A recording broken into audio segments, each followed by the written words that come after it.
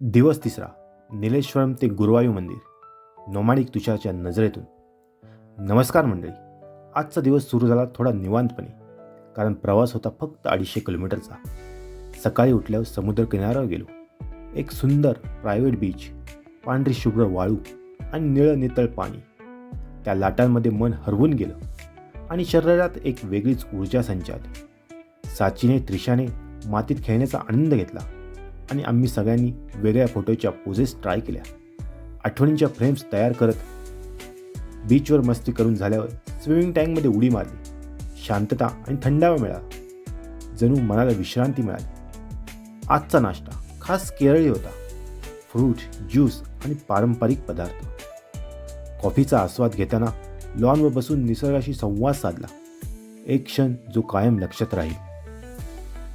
रिसॉर्टमध्ये खूप सारे मोमेंट कॅमेऱ्यात कॅप्चर केले आणि मन तर समुद्राच्या लाटांच्या आवाजावर नाचत होतं. रिसॉर्ट इतकं सुंदर होतं की सोडवत नव्हतं, पण गुरुवायूर मंदिराचं आकर्षण मनात होतं म्हणून बाय बाय करत निघालो. केरळच्या रस्त्यावर प्रवास करताना केरळच्या बस ड्रायव्हरचं कौशल्य बघत बघत वेळ कसा गेला कळलंच नाही. रस्ता जणू प्रवासात मिसळून गेला. संध्याकाळी 6च्या सुमारास पोचलो हॉटेल देवाग्राममध्ये.